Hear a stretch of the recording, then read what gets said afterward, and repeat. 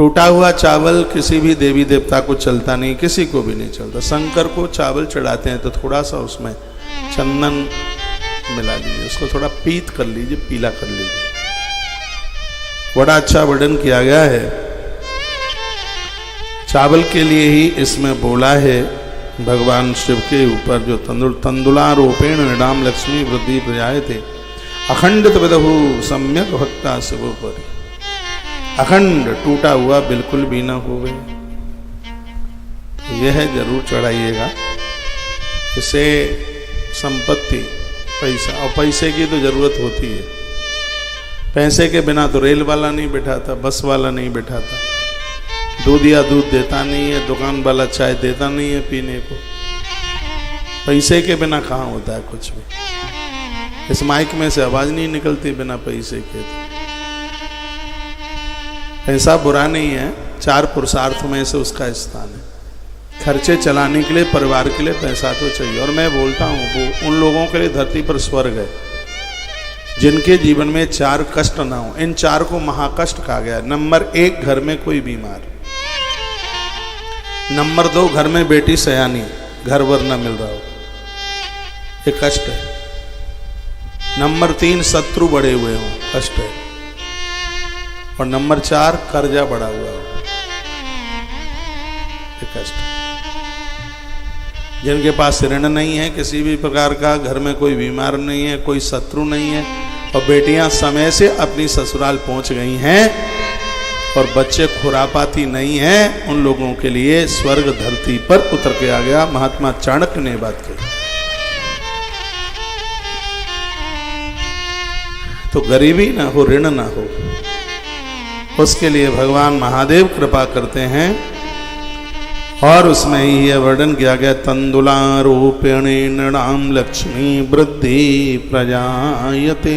तंडुल, चावल भगवान शिव के ऊपर चढ़ाएं। और कैसे चावल? अखंडत विदहु, अखंड, जो टूटे हुए ना हो। ऐसे से घर में श्री बढ़ती है, धन बढ़ता है, पैसा बढ़ता है, ऐसा वर्णन है। तो ये तो रही चावल की बात। अब रही जौ, जौ का दान विशेष दानों में है। 1 लाख जौ शंकर जी के ऊपर चढ़ाए जाते हैं। लिखा है, यब पूजा तथा प्रोक्ता लक्षेण परमाम शिवे। जो 1 लाख जौ से भगवान शंकर की पूजा करेगा, अर्चन करेगा, 1 लाख जौ महादेव के ऊपर चढ़ाएगा, उसको क्या मिलेगा? लिखा, यब पूजा च मुनिवी स्वर्ग सौख्य विवर्धनी। 1,00,000% क्या, करोड़ %। तो 1 लाख जो महादेव के ऊपर चढ़ाएगा उसके पाप जलेंगे और उसको स्वर्ग की प्राप्ति होगी।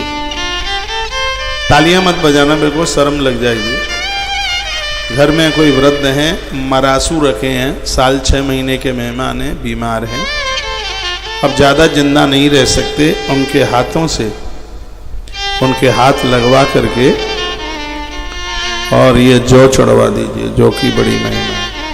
क्योंकि जौ स्वर्ग देवे, स्वर्ग को प्राप्ति करावे, ये जौ की महिमा है।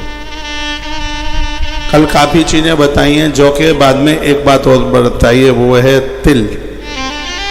1 लाख तिल चढ़ाने की महिमा 43 और 44 2 श्लोकों में इसके महात्म्य का वर्णन किया गया। लक्ष्य पूजा तथा जाता सांगम च मंत्र पूर्वक।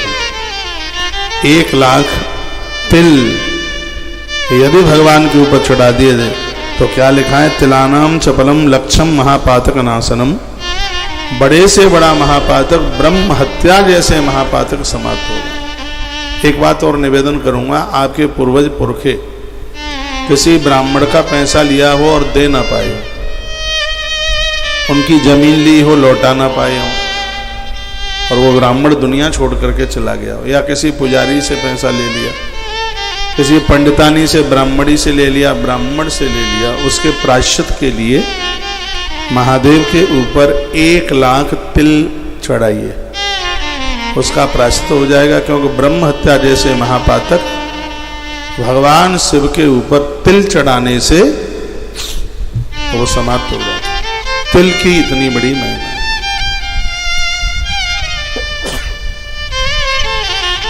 पारा महादेव से पैदा हुआ है, चांदी महादेव से पैदा हुई है, तो तिल और कुसा ये नारायण से पैदा हुआ।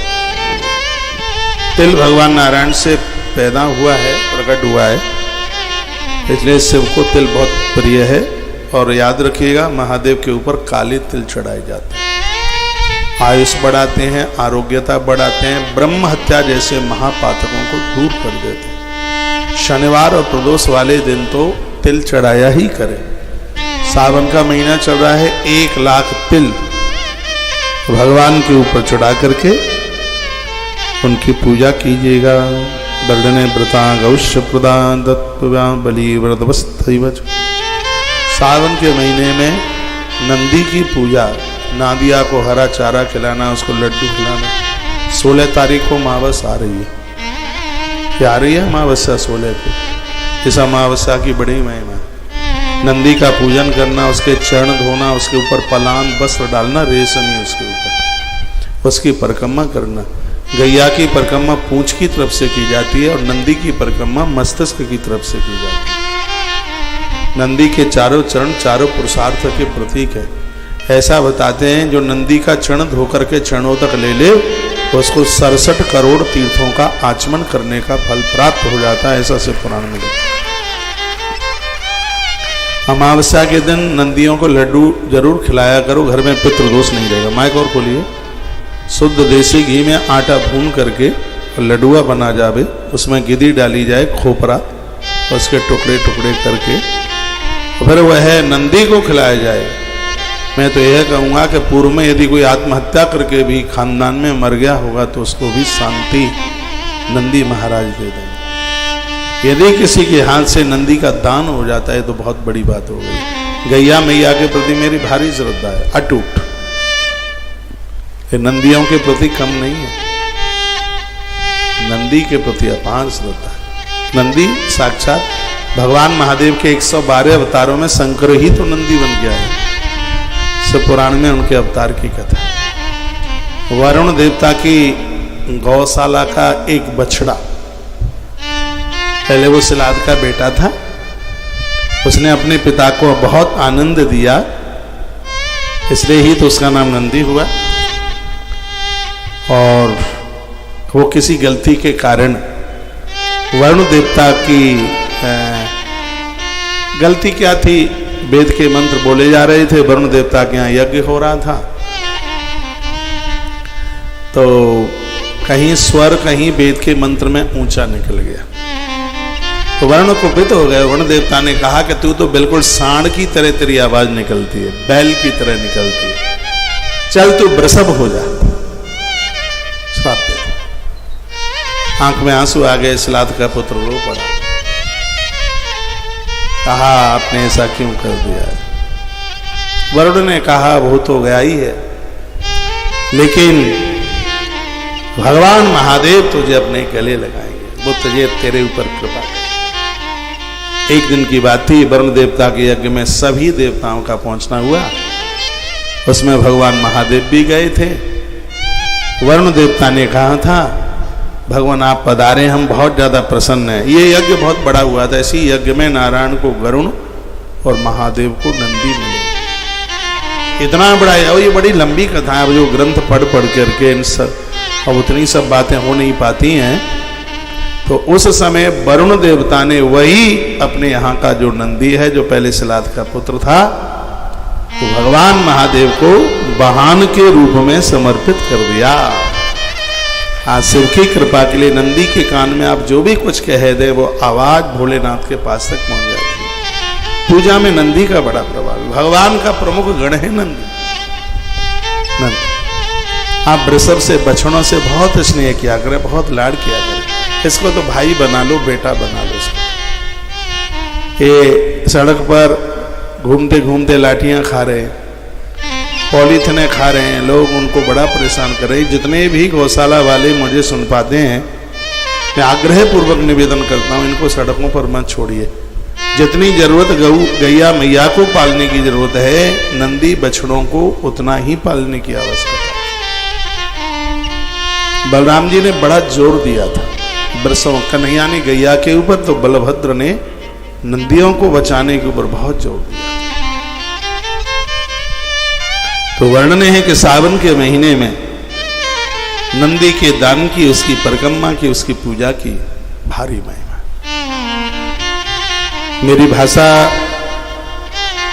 आपकी समझ में आ रहा है? आ रही है? ये डिस्टर्ब कर रही है वायलिन थोड़ा और नीचे कम, मेरे स्वर में लगा के बजाओ इसे। कितने मैसेज आ रहे हैं?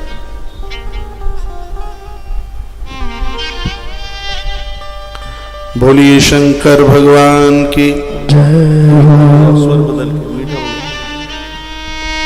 श्री हनुमान जी महाराज की जय जय। सुव्रता गौश्य तथैव च। नंदी के दान की और उसकी पूजा की बड़ी महिमा का वर्णन किया गया है। और मूंग वाली बात तो कल हम आपको बताई गए हैं। तत्पश्चात ज्वरप्लाप शांत्यर्थम जलधारा स्वभावः। ये लिख लो, यदि किसी की बीमारी खत्म नहीं हो रही, पुराना बुखार ठीक नहीं हो रहा, उस व्यक्ति के हाथ से लिखा है जलधारा, जल की धारा के द्वारा भगवान शिव का अभिषेक करा दीजिएगा, ठीक हो जाएगा, सब बढ़िया हो जाएगा। ज्वर प्रलाप शांतिर्दम जलधारा स्वभाव।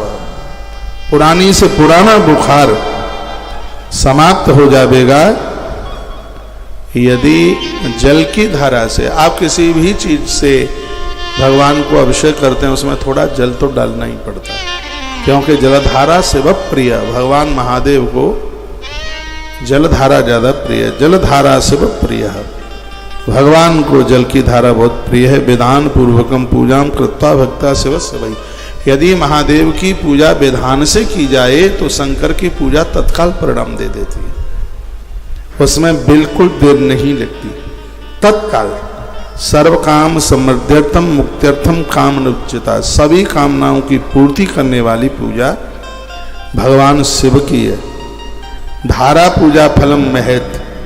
पूछा गया है कि आप ये जल धारा काय काय से अभिषेक शिव का होता है, सूत सौनक ऋषियों को पूछ रहे थे। कहा उसकी महिमा आप बताइए। तो कहा यस्यः श्रवण मात्रेण कल्याणम जायते नृणाम। इन चीजों से अभिषेक कर लेना तो बहुत बड़ी बात हो गई है। लिखा है यस्यः श्रवण मात्रेण, यदि आप कान से ये जल धारा वाली बात भी सुन लेते हैं तो कल्याणम जायते नृणाम, मनुष्य का कल्याण हो जाता है। आपका ध्यान इधर हो। यह प्रश्न बड़ा अद्भुत है, बड़ी अद्भुत भूमिका है। अब जवाब दिया जा रहा है विधान पूर्वकम पूजाम कृत्वा भक्त्या शिव सेवई पश्चाश जलधारा ही कर्तव्य भक्त तत्पर। विधान के साथ सिर्फ जल से, पानी से महादेव की आराधना कर ली जाए, उनकी पूजा कर ली जाए, उनका अभिषेक कर लिया जाए तो शीघ्र काम ही बन जाता है। ज्वर प्लाप शांत्यर्थम जलधारा स्वभावः। वर्ण इसमें यह कर दिया गया है कि पुराने से पुराना बुखार, बीमारी खत्म हो जाती है।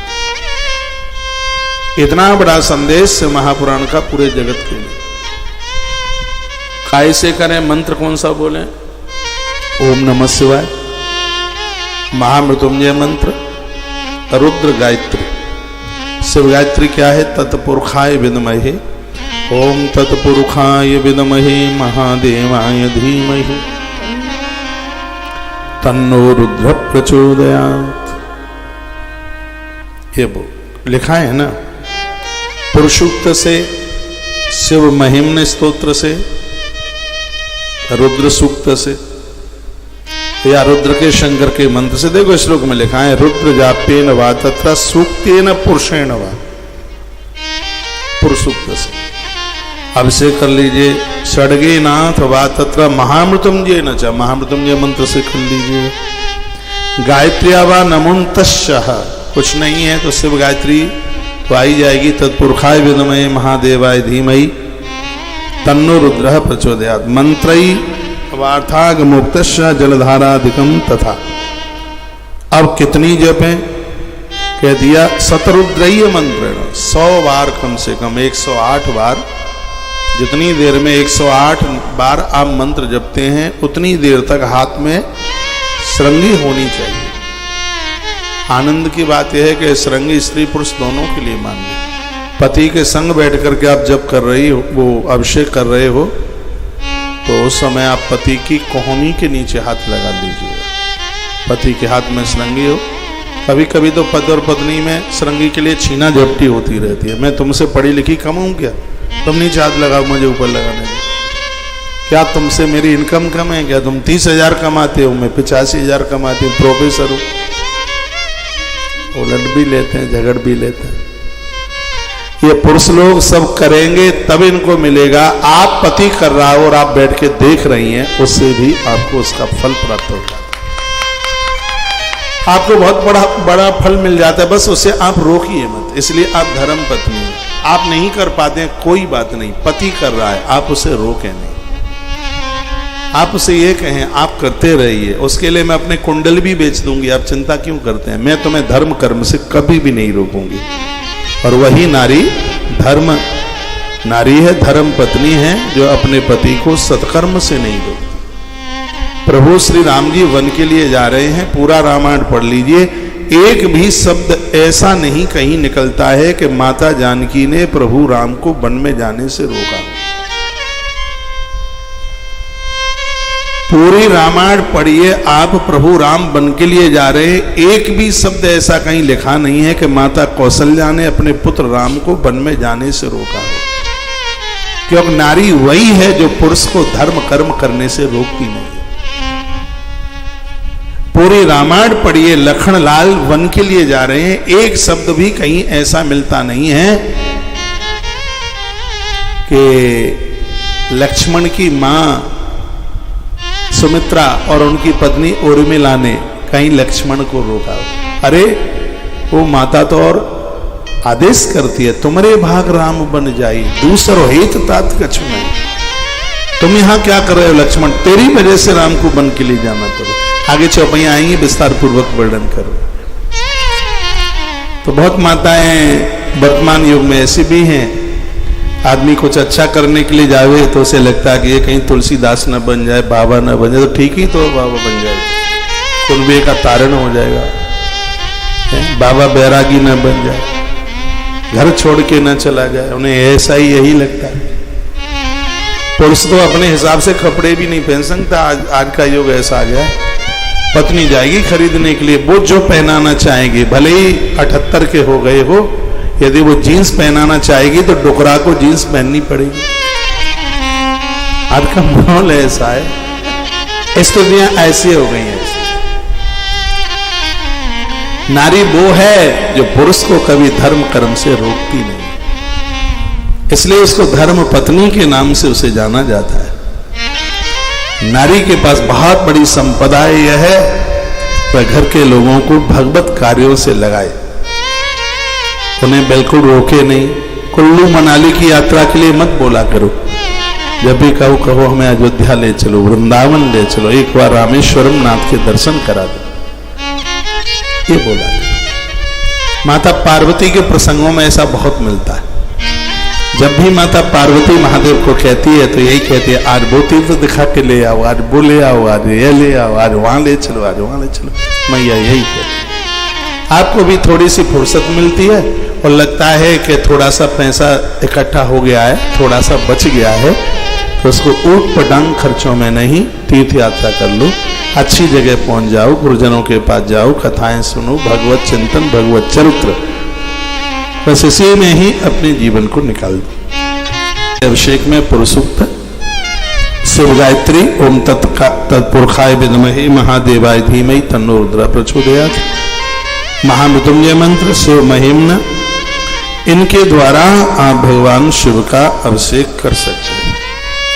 नाना द्रव्यै सुरहि देवै प्रीता भस्म धानेन। भगवान शिव की जब पूजा करें, चाहे आप स्त्री हैं चाहे आप पुरुष हैं, भाल पर भस्म लगाइए। फिर का घृत धारा शिवे कार्या यामन मंत्र सहस्रकम तदा वंशस विस्तारो जायते नात्र संशय। इसमें वर्णन किया है कि 1000 बार तक, जितनी देर में ओम नमः शिवाय जपा जाता है, इतनी देर तक यदि घी की धारा के द्वारा श्रृंगी में तपा हुआ घी डालिए और घी की धारा के द्वारा भगवान शिव का अभिषेक किया जाए तो वंशस विस्तार हो जाए थे ना तो संशय, उस परिवार की वंश विस्तारता को कोई रोक नहीं सकता, उस परिवार का वंश विस्तार होगा। यदि यह किसी ने कह दिया है कि जन्म पत्री में उम्र कम है, आयु कम है, वो घी पूजा पाठ में काम आ जाएगा, हवन यज्ञ में काम आ जाएगा, कोई नाली में थोड़ी बह जाएगा। सो हिसाब लगाएं कि इतने का आएगा, इतना खर्चा हो जाएगा। 10 माला जितनी देर में ओम नमः शिवाय की जपी जाती हैं, उतनी देर के लिए अपने हाथ में श्रृंगी पकड़ के 1 घंटे में लगभग 40-45 मिनट में 1 घंटा मान लो, इतनी मालाएं हो जाएंगी आराम से। तो 1 घंटे में जितना घी श्रृंगी में डालकर अभिषेक होता है, तो इसमें क्या सुंदर वर्णन किया है कि घृत धारा शिवे कार्या यावन मंत्र सहस्रकम। यावन मंत्र सहस्रकम संस्कृत में 1000 को सहस्र कहते हैं। 1000 मंत्र जपे जावे इतनी देर के लिए यदि घी की धारा से शिव का अभिषेक किया जावे तो तदा वंशस विस्तार हो जाए थे ना तो संशय, उसके वंश का विस्तार हो जाए। इसमें कोई भी संशय वाली बात नहीं है। घर में बच्चों का अभाव है, ये कराइए। नई नई शादियां हुई है बच्चों की, बेटा है बेटी है कोई भी है, सावन का महीना चल रहा है, उनके हाथों से घी की धार के द्वारा, यदि आपसे घी उतना उपलब्ध नहीं हो पाता है तो दूध में घी डाल लीजिए कुछ। 50 ग्राम घी 1.25 सेर दूध में डाल लीजिएगा, उसमें कुछ जल मिला लीजिएगा। 1-1.25 घंटा अभिषेक में लगता है, तो वो अभिषेक महारुद्राभिषेक हो जाएगा। पूरा देश मुझे सुन पा रहा है। मेरे पास आने वाली वो ऐसी बहनें जो संतान नारियल लेके गई हैं या आगे आने वाली हैं, मैं उन्हें कहूँगा श्रावण मास चल रहा है, सोमवार के दिन अभिषेक करके ब्राह्मण ब्राह्मणी को घर बुलाएं, उसको दही भात का भोजन कराएं। सब्जी देवे नहीं, रोटी देवे नहीं, नमक देवे नहीं, सिर्फ दही और भात मीठा, उसको भोजन कराइए। और घी की धारा के द्वारा किसी विद्वान ब्राह्मण को बुला करके सोमवार और बुधवार दोनों में से कोई भी दिन तो उन्हें अपने घर बुलाकर ये करें। यदि ऐसे कोई संतान अभाव में कोई ऐसे दाम्पत्य हैं तो एक काम तो हम भी यहाँ उज्जैन में करा देंगे, ठीक से करा देंगे, बढ़िया से करा देंगे। ब्राह्मण को दही भात भी खिलवा देंगे और घी के द्वारा आपका अभिषेक भी करा देंगे, दूध और घी के द्वारा। और ये मैं बात कहाँ से बोल रहा हूँ, अब इसका प्रमाण ले लीजिए। रुद्र संहिता सृष्टि खंड अध्याय नंबर 14 और श्लोक नंबर 72 72। एक बार फिर बोलूं, रुद्र संहिता सृष्टि खंड अध्याय नंबर 14, ये आप लिख भी सकते हैं। यदि आपके घर में से महापुराण है तो उसमें आप देखिए। निरीश पुराण तो बड़ी विस्तार पूर्वक है, इसमें 24,000 श्लोक है। आपके पास होगी वो हिंदी वाली होगी, संक्षेप वाली, मेरे पास संस्कृत वाली है। इसमें श्लोक नंबर 72 72 वाला है। इसमें लिखा है घृत धारा शिवो कार्या यावन मंत्र सहस्रकम। 1000 बार मंत्र जप कर घी की धारा से महादेव का अभिषेक किया है तो तदा वंशस्य विस्तारो जायतो नाथ संशया। इसमें कोई संशय वाली बात नहीं है, उसके परिवार का विस्तार हो जाएगा। यह करने के बाद क्या लिखा, ब्रह्म भोज्यम तथा प्रोक्तम, वो मैं भी आपको बता ही रहा हूं। ब्राह्मण ब्राह्मणी को बुलाइए, दही भात का मीठा भोजन उसे कराइए। संतान वृद्धि के लिए आप करा रहे हैं तो, और वैसे ही खुशी में करा रहे हैं, प्रसन्नता में करा रहे हैं, तो उसको दही भात के साथ में पूड़ी भी दीजिए, फिर उसको आप सब्जी भी दीजिए, फिर उसको आप हलवा भी दीजिए, फिर उसको मंगोड़ी भी दीजिए, फिर उसको कचौड़ी भी दीजिए, फिर उसको खीर और जलेबी भी दे दीजिए, फिर उसको षड रस के साथ भोजन कराएं। और खाली संतान प्राप्ति के लिए जब भी सप्तमी का उद्यापन होता है, आपको न पता हो तो मैं आपको निवेदन कर दूं, ब्राह्मण को नमक नहीं दिया जाता, मिठाई भोजन दिया जाता है खाने को। शुक्रवार का उद्यापन होता है, ब्राह्मणों को खटाई नहीं दी जाती बिल्कुल, ये तो आपको पता ही होगा, बिल्कुल भी नहीं दी जाती। इन सब विधानों का उद्यापन, कौन सा उद्यापन किस प्रकार से होता है, उद्यापनों वाली बात सबसे ज्यादा ब्रह्मांड पुराण में इसकी चर्चा की गई है। और भगवत कृपा से मैंने ब्रह्मांड पुराण आपको सुनाया है। और जब भी कोई आप उद्यापन करते हैं, कराते हैं, आपको समाधान नहीं मिल पा रहा है, तो एक बार मुझसे पूछ लेना, उसी व्रत का उद्यापन मैं आपको निवेदन कर दूंगा और उसी हिसाब से फिर उसका उद्यापन आप करा लीजिए। उसमें कितने ब्राह्मण हैं, क्या भोजन है, उन्हें क्या दक्षिणा दी जाती है, कितनी देर में, कितने दिन में उद्यापन होता है, उद्यापन के समय पर कैसे पूजा करें, उसका क्या विधान है, सब चर्चा की गई है। कुछ व्रत हैं ऐसे जिनका उद्यापन नहीं करना होता, ऐसे हैं जैसे जन्माष्टमी का व्रत है और आप करते हैं, सालों से करते हुए आ रहे हैं, जब तक शक्ति है तब तक कीजिए, नहीं है शक्ति तो फिर उसको छोड़ दीजिए, महादेव को, कृष्ण को प्रणाम करके। ये जो कुछ ऐसे व्रत हैं जिनके उद्यापन की जरूरत नहीं होती, जैसे नवरात्रा का व्रत है, उसमें कोई उद्यापन की जरूरत नहीं है। जैसे जन्माष्टमी का व्रत है, कोई उद्यापन की जरूरत नहीं है। रामनवमी का व्रत है, उसमें भी बिल्कुल कोई भी किसी भी प्रकार के उद्यापन की उसमें कोई भी जरूरत नहीं है। उद्यापन किस किस में होता है आप वो सुन लीजिए। बारों में किसी भी बार का आप व्रत करते हैं उसमें उद्यापन की जरूरत होती है। गौरी मंगला के उद्यापन की जरूरत होती है, संतोषी माता के व्रत की, वैभव लक्ष्मी, 16 सोमवार, मंगलवार, गणेश जी की गणेश चतुर्थी, इन सब के उद्यापन की आवश्यकता होती है। शिवरात्रि के उद्यापन की जरूरत नहीं है। एकादशी उद्यापन की जरूरत है। प्रदोष उद्यापन की जरूरत है, प्रदोष में भी उद्यापन की आवश्यकता है। सोमवार उद्यापन की इसमें आवश्यकता है।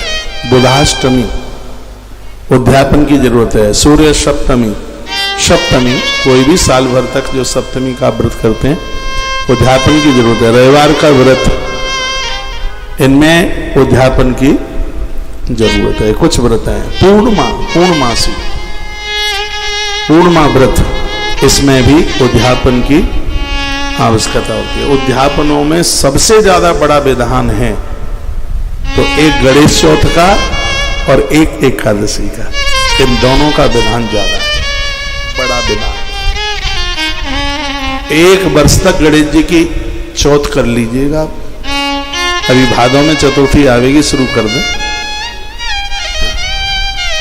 शुक्ल पक्ष से आरंभ करें, कृष्ण पक्ष में इसका उद्यापन कर दें। और व्रतों को शुक्ल पक्ष में ज्यादा, जैसे एकादशी है उसका उद्यापन शुक्ल पक्ष में हो जाए, ज्यादा ठीक माना जाता है।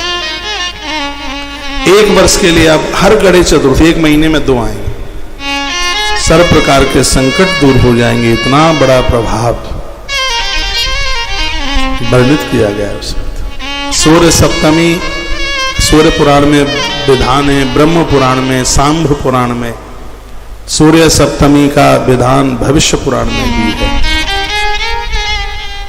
तो ये कुछ ऐसे जो व्रत हैं बहुत अद्भुत हैं, अपने आप में ज्यादा विशेष हैं। तो आइए मैं निवेदन कर रहा हूं, तदा वंश से विस्तार हो जाए तेनाथ संशय। वंश विस्तार के लिए घृत धारा से भगवान का अभिषेक कीजिए। और क्या ब्रह्म भोज्यम तथा ब्राह्मण को भोजन कराइए। फिर कहा गया केवलम दुग्ध धारा छो तदा कार्या विशेषता। आप दूध की धारा से भगवान शिव का अभिषेक करते हैं, आपके बड़े से बड़े काम हो जाते हैं। जिनमें रुकावट है, कोर्ट कचहरियां हैं, सब समाधान हो जाता है। दूध का इतना बड़ा सब समाधान मिल जाते हैं। दूध इतना प्रभावशाली है। घर में किसी को मृगी का रोग आता है, माथे से कमजोर है, बच्चों को इतना जोर देते हैं पढ़ाने लिखाने में और सब भूल भाल जाते हैं, पढ़ने में मटरगस्ती करते हैं, पढ़ते ही नहीं है, उद्दंडी है। तो उनके लिए भी शिव महापुराण में एक बड़ा अच्छा सा उपाय बता दिया। अगले गुरुवार को हम करने को जा रहे हैं, जो अभी ये गुरुवार आएगा। तो क्या है, जड़ता को दूर करने के लिए, कमजोर बुद्धि को ठीक करने के लिए, मृगी का रोग होता है उसके लिए, मस्तिष्क में किसी भी प्रकार का दर्द है, माथे की बीमारी है, या बहुत याद किया जाता है सब कुछ भूल भाल जाते हैं। तो मैं एक श्लोक बोल रहा हूँ, उसमें वर्णन किया गया, वो ये है कि दूध में थोड़ा सा मीठा मिला दो, चीनी बूरा मिला दो, मीठे दूध से भगवान महादेव का अभिषेक करने से बुद्धि की जड़ता समाप्त हो जाती है। अब इस श्लोक बोल रहा हूं, आपने शिव पुराण पहले भी सुनी है, सुनिए ये बातें सुनिए कि आपने, जो मैं यहां से निवेदन कर रहा हूं सही बताइए। ग्रंथ मेरे सामने रखा है, मैं इसी में से बोल रहा हूं। अपने आप से तो कोई बात आती नहीं है, बनावटी बात कुछ आती नहीं है। तो माथे की बीमारी, यहां तक माइग्रेन की भी बीमारी होगी तो उसमें भी फायदा मिल जाएगा। बुद्धि काम नहीं कर रही है, बहुत पढ़ते हैं, सब भूल जाते हैं, याद रहता ही नहीं है। तो मैं श्लोक बोल रहा हूं, क्या लिखा है, सरकरा मिश्रिता तत्र यदा बुद्धि जड़ो भवेत्। यदि दूध में थोड़ी शर्करा, ये आजकल जो चीनी आती है वो नहीं है, ये बूरे टाइप की खांड हमारे यूपी में उसको बोलते हैं। ये तो अभी 150 साल में आ गई है चीनी, ये पहले से नहीं थी। वो कूट करके बनाई जाती है, बाजार में मिल जाती है, यूपी में तो बहुत मिलती है। आगरा में तो बहुत बड़ी मंडी है इसकी बूरे की, बिल्कुल ऐसी खुरदरी सी होती है और थोड़ा उसका रंग क्रीम कलर, हल्का पीलापन, जैसे गैया का दूध होता है वैसा ही रंग होता है उसका। पूजा में इसको अमृत कहा है, हमारे कर्म कांड में उसको अमृत, 5 अमृत हैं। अब मैं बता रहा हूं 5 अमृत क्या है। पंच नद्यः सरस्वती मपियन्ति सस्रोतसा, सरस्वती तो पंचधासो देश भव सरता, ये तो मंत्र है पंचामृत का। ये 5 अमृत हैं, दूध, दही, घी, शहद और शर्करा। चीनी नहीं है, वो शर्करा है, वो खांड है वो। इसको अमृत, इसको 5 को मिला दो तो पंचामृत बन जाता है। 5 अमृत हैं। दूध है आपकी वंश वृद्धि बढ़ाता है, दही है आपका सम्मान बढ़ाता है, दूध दही घी आपकी लक्ष्मी को बढ़ाता है, शहद दुश्मन को भी अपना बना देता है, शर्करा आपके जीवन में निष्कामता लेके चल के आ जाता है, आप पूरी दुनिया को प्रेम कर लेते हो। 3 चीजें बड़ी अद्भुत है, एक है सत्य, एक है प्रेम, एक है करुणा। राम कथा में यही है, देवताओं की कृपा से तीनों चीजें चल के आ जाती हैं, सत्य प्रेम करुणा। मैं ये निवेदन करना चाहूंगा, सत्य स्वयं के लिए होनी चाहिए और प्रेम हमारे तुम्हारे दोनों के लिए होनी चाहिए, करुणा पूरी दुनिया के लिए होनी चाहिए आपके हृदय। लेकिन आप दूसरों से तो सत्य बुलवाना चाहते हैं लेकिन खुद झूठ बोलते हैं। राम कथा में 3 बातें हैं, एक है सत्य, एक है प्रेम, एक है करुणा। सत्य स्वयं के लिए, प्रेम तुम्हारे लिए। सत्य का आचरण मैं खुद करूं, प्रेम आप सबसे करूं, और करुणा, करुणा का अर्थ जानते हैं, परमात्मा की सृष्टि में नीचे कीट से लेकर के देवताओं तक सब जगह है हमारे अंदर दया का सावन बरस रहा हो। करुणा सबके, सत्य, सत्य स्वयं के लिए, प्रेम हमारे और आपके लिए, और करुणा सबके लिए। वसुधैव कुटुंबकम्, तो भले परदेश में क्यों नहीं रहते, ये सब चीजें मिल जाती हैं भगवत कृपा के द्वारा। और यही जीवन है, भगवान ने बड़ी कृपा करी है, हम मनुष्य बन करके आए हैं और जीवन जी रहे हैं श्वानों की तरह, कुतरों की तरह। मनुष्य वाला जीवन ही कहां जिया जा रहा है। ऊट पटांग खाना ये मनुष्यों का काम नहीं है, ऊट पटांग पीना ये मनुष्यों का काम नहीं है। परमात्मा ने कितनी बड़ी कृपा करी है और हमें हाड़ मांस का इंसान बनाया। उस जिंदगी का आनंद ही नहीं ले पा रहे लोग। शर्करा मिश्रता तत्र यदा बुद्धि जड़ो भवे। दूध को मीठा करके उसमें शर्करा मिला करके और भगवान शिव का यदि अभिषेक किया जावे तो आदमी कितना बुद्धिमान हो जाता है, कितना विद्वान हो जाता है, वो भी नीचे के श्लोक में लिखा है। कितनी योग्यता उसके पास आ जाती है। लिखा तस् संज्ञायते जीव सदृशी बुद्धिरुत्तमा। उसकी बुद्धि कितनी तगड़ी हो जाती है, कितनी प्रखर हो जाती है। इसमें लिखा है देवताओं के गुरु गुरुदेव बृहस्पति जी महाराज की जैसी बुद्धि है। मीठे दूध से शिव का अभिषेक करने से व्यक्ति की बुद्धि इतनी प्रखर हो जाती है। ये तो सबको ही करना चाहिए, बच्चे बूढ़े छोटे बड़े सबको। दूध में थोड़ा सा मीठा डाल करके फिर शिव का अभिषेक किया जाए, बहुत आनंद हो जाएगा, ज्यादा ही आनंद हो जाएगा। तस् संज्ञायते जीवन सदृशी बुद्धि सत्तम। गुरुदेव श्री बृहस्पति जी महाराज के समान बुद्धि श्रेष्ठ हो जाएगी।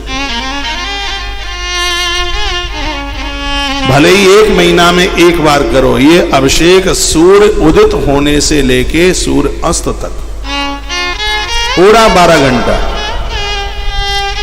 पूरा 12 घंटा। तो क्या बुद्धि ऐसे ही सहज में ही हो जाएगी? थोड़ा तो कुछ झेलना पड़ेगा। 12 घंटे का आसन लगा दो, क्योंकि इसमें लिखा 10,000 मंत्र। 10,000 मंत्र का मतलब हो गया 100 माला। जितनी देर में 100 माला ओम नमः शिवाय की जपी जाए, जितनी देर में, उतनी देर के लिए हाथ में श्रृंगी पकड़ करके मीठे दूध से शर्करा डाल करके दूध में, और इतनी देर तक अखंड धार नहीं टूटे। शिव के अभिषेक में धार का बहुत ध्यान रखना पड़ता है। पिंडी के ऊपर से लेकर के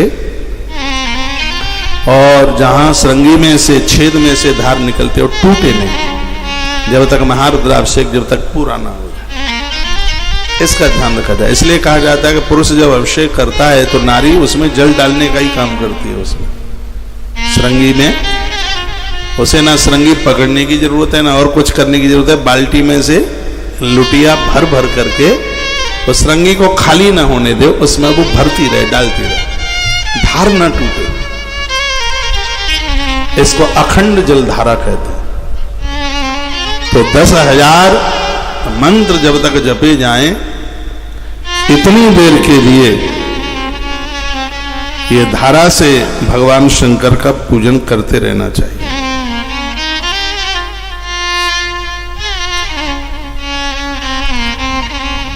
इतना बड़ा प्रभाव। सौनकसियों ने पूछा, गुरुजी आपने तो बड़ा अच्छा बता दिया है, लोग बुद्धिमान हो जाएंगे, बुद्धि बड़ी जोर से काम करेगी। लेकिन घर में झगड़े बहुत होते हैं, घर में लड़ाइयाँ। कलयुग में तो बहुत झगड़े होंगे, बाप बेटे में लड़ाई होगी, पति पत्नी में लड़ाई होगी, लोग झगड़ते ज्यादा रहेंगे। उसके लिए क्या करें? उसके लिए भी बड़ा सुंदर उपाय है। भगवान नर्मदेश्वर अपने मंदिर में रखिए, तांबे के लोटे में, पीतल के लोटे में एक छेद कर लीजिएगा। सुबह उस लोटे को पूरा का पूरा भर दो, एक तिपाही बन जाती है, बाजार में मिल जाती है। सुबह भर दो, शाम तक पानी गिरता रहेगा पिंडी पर, शाम को भर दो, सुबह तक चलता रहेगा। 11 दिन के लिए अखंड धारा चलने दो, 1 सेकंड के लिए भी बंद न हो, ना दिन में ना रात में, उसको अखंड चलने दो जलधारा को। श्लोक बोल रहा हूं, इसका भी श्लोक है, इसका भी प्रमाण है। बात प्रमाण के साथ होती है तो आनंद होता है। क्या लिखा है? स्वग्रहे कलहो नित्यम यथा चैव प्रजायते। कलह माने झगड़ा, स्वग्रहे अपने घर में झगड़ा हो रहा है, कलह हो रहा है, सब लड़ रहे हैं, भाई भाई में झगड़े हो रहे हैं, कोर्ट कचहरी में मुकदमा कर रखा है एक दूसरे के ऊपर, भाई बेईमान हो रहा है, कुछ दे ही नहीं रहा है। तो क्या समाधान है? स्वग्रहे कलयो नित्यम। कभी कभी विचारों से नहीं बनती, बाप बेटे में भी बड़े झगड़े होते हैं विचारों की वजह से, विचार नहीं मिलते। जन्म पत्रियां तो मिला लेते हैं लेकिन विचार नहीं मिल पाते। जन्म पत्री में गुण मिल जाते हैं 28, लेकिन वैसे नहीं मिल पाते 5 भी आमने सामने। तो बड़ी दिक्कतें होती हैं, बड़ा जीना मुश्किल होता है। हम में ऐसे बहुत पुरुष बैठे हैं जिनकी घरवाली ने उनकी नाक में दम कर रखी है, और यहाँ ऐसी बहुत माताएं बैठी हैं जिनके घरवाले ने जीना बड़ा मुश्किल कर दिया। वो तो कथा सुन सुन करके अपने आप को पक्का करके जीवन जी रही हैं, क्योंकि उनको पता है कि आत्महत्या करना ठीक नहीं है, बहुत बड़ा पाप है। कथा सुन करके पक्की हो गई हैं, नहीं तो कष्ट बहुत ज्यादा, दिक्कत भारी ज्यादा है, जी रहे हैं। और ऐसा घरों में होता है ये ज्यादा, और वर्तमान समय में तो ज्यादा ही हो रहा है। तलाक हो रहा है, झगड़े हो रहे हैं, लड़ाई हो रही है, कलह हो रहे हैं, बन नहीं रही है बिल्कुल। तो बड़ा प्यारा श्लोक है यह है, ये रुद्र संहिता के 6 खंड के अध्याय नंबर 14 का श्लोक नंबर 77 है, 77 नंबर के श्लोक में चर्चा की गई है। स्वग्रहे कलहो नित्यम यदा चैव प्रजायते तद्धारायां कृतायं वै सर्वं दुःखं विलीयते। भगवान शिव के ऊपर ये जल की धारा जो अखंड है, 24 घंटा चले और 11 दिन तक इसको बंद मत होने दो। सावन का महीना चल रहा है, लड़ाई झगड़े सगरे भाग जाएंगे, घर में आनंद ही आनंद हो जाएगा, घर में बहुत खुशियां हो जाएंगी, घर की कलह खत्म हो जाएगी, घर के झगड़े खत्म हो जाएंगे। एकाद अभिषेक जल से रोज आप कर लेते हैं, इससे घर को, परिवार को बहुत शांति मिलती है। लेकिन इस झगड़े को जड़ से खत्म करने के लिए 11 दिन अनवरत 1 सेकंड को भी पानी की धार बंद न रहे। जैसे अखंड ज्योत जलाने की बड़ी महिमा है, तो अखंड धारा महादेव के ऊपर गिरती है। आप कहोगे उन्हें रात में ठंड नहीं लगेगी, महादेव तो ठंड में रहते ही है, अमरनाथ में वो तो बर्फ ही में रहते हैं, उनको तो बड़ा अभ्यास है, उन्हें जाड़ा गर्मी कुछ नहीं लगता। ऐसे शिव हैं जिन्होंने ऋतुओं को जीत लिया, किसी भी ऋतु का उनके ऊपर कोई भी ऐसा प्रभाव पड़ता नहीं है। गर्मी उन्हें नहीं लगती, गर्मी का ऐसे वही तो हैं जो जहर को भी पचा गए। नहीं तो जहर पी करके, तो जहर खा करके तो लेने के देने पड़ जाए। उन्होंने तो विष पीकर एक नदी और पैदा कर दी, जिसको मां नर्मदा के नाम से जानते हैं कि मां नर्मदा उन्हीं। इस मृत्यु लोक की सबसे पहले यदि कोई नदी प्रकट हुई है तो मां तो नर्मदा है, कि गंगा जी से भी पहले। संपूर्ण नदियों में ऐसी एक मां नर्मदा है जिसकी प्रदक्षिणा परिक्रमा लगती है। मत्स्य पुराण में लिखा है कि प्रलय के समय में सब कुछ समाप्त हो जाता है इस धरती का, लेकिन एक ऐसी मां नर्मदा है जो प्रलय में भी कभी समाप्त नहीं होती, वो जीवित रहती है। और ये मां नर्मदा उसी समय प्रकट हुई है जब भगवान शंकर ने जहर पिया। जब उन्होंने जहर पिया महादेव ने, तो जहर अपना प्रभाव दिखा रहा था। कुछ समय तक तो वो ऋषिकेश के पास रहे, वहीं तो पिया जहर। नीलकंठ नाम की जगह ना, कंठ नीला वहां पड़ गया। वहां से भगवान गए मेकल पर्वत पर। मेकल पर्वत पर देह में से इतना पसीना आया, और भगवान शंकर की देह से पसीना छूटकर मेकल पहाड़ के ऊपर गिरा, उसी में से भगवती नर्मदा प्रकट हो गई है। मेकल इसलिए उसको मेकल सुता कहा गया। रुद्र कन्या है मां नर्मदा। हम तो बड़े भाग्यशाली हैं कि माता जी का नाम। मैंने तो नर्मदा पुराण भी तो सुनाया है आपको। हाँ, सुनाया है। महात्मा मार्कंडेय ने यह कथा राजा युधिष्ठिर को सुनाई है। नर्मदा पुराण की कथा स्कंद पुराण में है ना, रेवाखंड। स्कंद पुराण में 2 कथाएं बड़ी अद्भुत हैं। एक है सत्यनारायण भगवान की कथा है, और एक मां नर्मदा मैया की कथा है। दोनों ये रेवाखंड में ही, और दोनों ही कथाएं बड़ी अद्भुत हैं। आप मुझसे परेशान तो नहीं है, बताइए, हमसे बोर तो नहीं है आप? ये कथाएं जनमानस का कल्याण कर